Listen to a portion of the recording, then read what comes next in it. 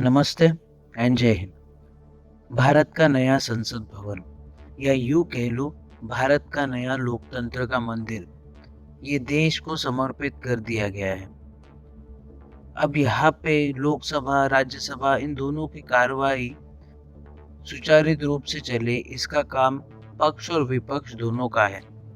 पर आज हम लोग इस बारे में बात नहीं करेंगे। आज हम लोग बात करेंगे कि नई पार्लियामेंट बिल्डिंग में क्या-क्या सुविधाएं हैं जो पुरानी पार्लियामेंट बिल्डिंग में नहीं थी, क्या-क्या चीजें हैं जो नई पार्लियामेंट बिल्डिंग में हमें देखने मिलेगी और किस-किस तरीके की सुरक्षा घेरे में हमारे सांसद, हमारे सारे नेता और हमारे प्राइम मिनिस्टर, हमारे सारे मिनिस्टर्स किस-किस सुरक्षा घेरे में रहेंगे, इसी के बारे में आपसे बात करेंगे। आप बने रहिए, देखते रहिए एक्सपोजिंग स्टार विद शांतनु।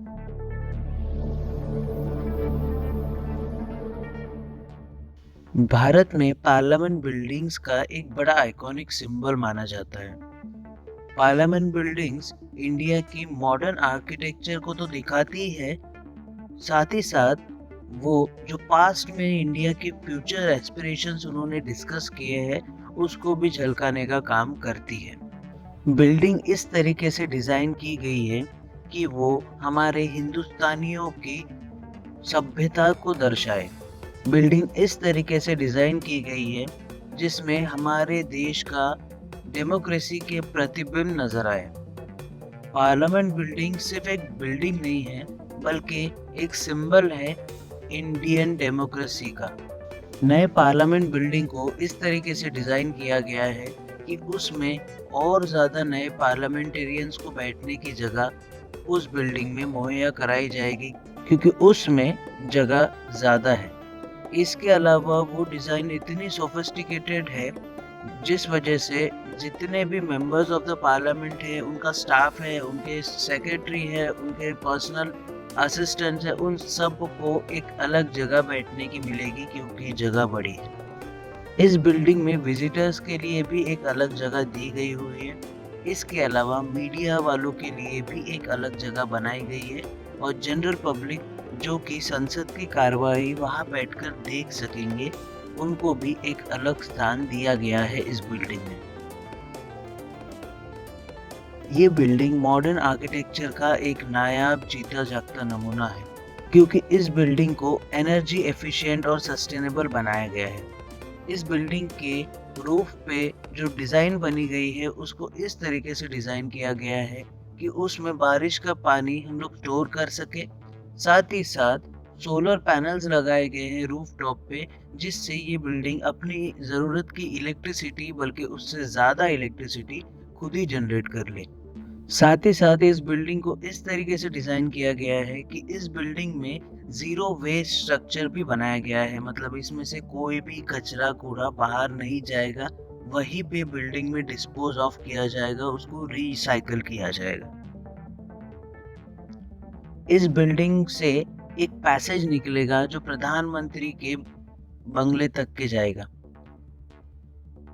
कोई भी आपातकालीन स्थिति के दौरान प्रधानमंत्री के लिए वो सेफ पैसेज खोल दिया जाएगा जिससे कि प्रधानमंत्री सुरक्षित अपने बंकर तक पहुंच पाए या फिर अपने बंगले तक पहुंच पाए। इसके अलावा भी इस बिल्डिंग में सुरक्षा घेरा इतना चाक चौबंद रहेगा कि कोई भी परिंदे का भी पर मारना इस बिल्डिंग में नामुमकिन रहेगा। सबसे पहले तो इसमें 5 लेयर सिक्योरिटी की तैयारी की गई है जिसमें फ्रंट में रहेंगे पुलिस वाले, उसके बाद में रहेंगे एसपीजी, उसके बाद में रहेंगे आर्मी पर्सनल्स, उसके बाद में और 2 एसपीजी कमांडोज वगैरह रहेंगे। इस तरीके से 5 घेरे में बटी हुई ये सिक्योरिटी रहेगी। इसके अलावा इस नई बिल्डिंग में 5 अलग अलग सीसीटीवी मॉनिटरिंग रूम्स हैं। उन पांचों सीसीटीवी मॉनिटरिंग रूम्स में अलग अलग टीमें 24 घंटे पार्लियामेंट के 360 डिग्री रोटेट होने वाले कैमरों से नजर रखेगी कि कौन आ रहा है, कौन जा रहा है। इतना ही नहीं, जितने भी पार्लियामेंटेरियन होंगे उन सब का फुल रेटिना स्कैन होने के बाद ही उनको एंट्री मिलेगी। इस बिल्डिंग में एक अलग से कमरा दिया गया है जिसमें प्रधानमंत्री अपनी मीटिंग्स कर सकेंगे।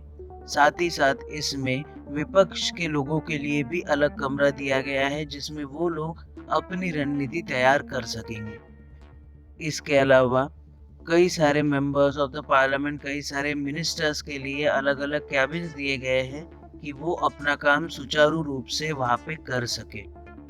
यहाँ पे सांसदों को रहने के लिए या खाने के लिए भी सुविधा की जाएगी और साथ ही साथ अगर किसी को वहाँ पे खाना खाना है तो यहाँ का कैंटीन भी बहुत बड़ा है, जिस वजह से वहाँ पे काफ़ी लोग अकोमोडेट हो पाएंगे। ये तो हमने आपसे बात कर ली इसकी सिक्योरिटी की। सिक्योरिटी में और भी चीज़ें हैं, पर सबसे मेन बात आपको ये बताना चाहेंगे कि ये पार्लियामेंट के एंट्रेंस पे सबसे पहले आपको दिखेगा हमारे अखंड भारत का नक्शा। अटक से कटक तक के जो भारत हमारा फैला हुआ था, उसका पूरा नक्शा यहाँ पे दर्शाया गया है। पुरानी बिल्डिंग को अंग्रेजों ने बनाया था, इसीलिए उन्होंने इंडिया को हमेशा डाउन में ही दिखाया है और इस बिल्डिंग में भारत की संस्कृति, भारत के लोग, भारत की जो कल्चरल वैल्यू है, उन सब को जोड़कर ये बिल्डिंग बनी है।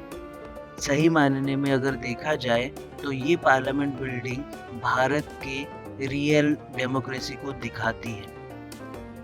पुरानी पार्लियामेंट बिल्डिंग की कई सारे लोग विरोध भी कर रहे थे, नई पार्लियामेंट बिल्डिंग उनको चाहिए था, पर अभी हो ऐसा रहा है कि कुछ ना कुछ करके विपक्ष विरोध कर रहा है नरेंद्र मोदी जी के नाम से।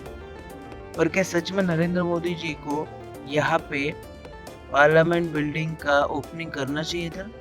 तो इसमें मेरा जवाब बहुत स्ट्रेट फॉरवर्ड है कि जी नहीं करना चाहिए था, क्योंकि हेड ऑफ स्टेट मतलब हमारे पूरे देश के जो हेड है वो है Draupadi Murmu, president of India. तो कायदे से अगर देखा जाए तो इस नई बिल्डिंग का उद्घाटन प्रेसिडेंट ऑफ इंडिया को ही करना चाहिए था। पर प्रेसिडेंट ऑफ इंडिया को देखा जाए तो उनको इलेक्शंस नहीं लड़ना पड़ता है, उनको ज़्यादा लाइमलाइट नहीं लेनी पड़ती है। उनको सिर्फ प्रधानमंत्री जी अगर कुछ चीज़ें गलत करते हैं तो उनको वो बताना चाहिए होता है। उनको कुछ प्रधानमंत्री जी के द्वारा जो कुछ नियम बनाए गए हैं उसके ऊपर में साइन करना पड़ता है। तो उनको इलेक्शंस नहीं लड़ना है तो उनको ज़्यादा फेस बनाने की ज़रूरत नहीं पड़ती है।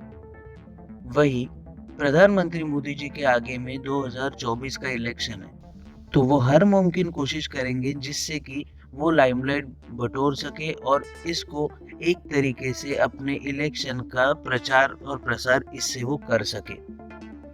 इस पार्लियामेंट बिल्डिंग में एंटी ड्रोन सिस्टम भी लगा हुआ है।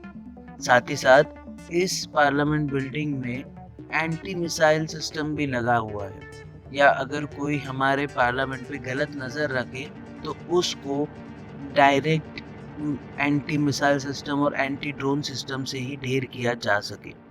साथ ही साथ इसमें एक ड्रोन सेना भी बनाई गई है जो कि कंटिन्यू सर्च करेगी कि कोई अनआइडेंटिफाइड फ्लाइंग ऑब्जेक्ट तो हमारे पार्लियामेंट की तरफ नहीं बढ़ रहा, और उसको मार गिराने का काम ये सेना करेगी।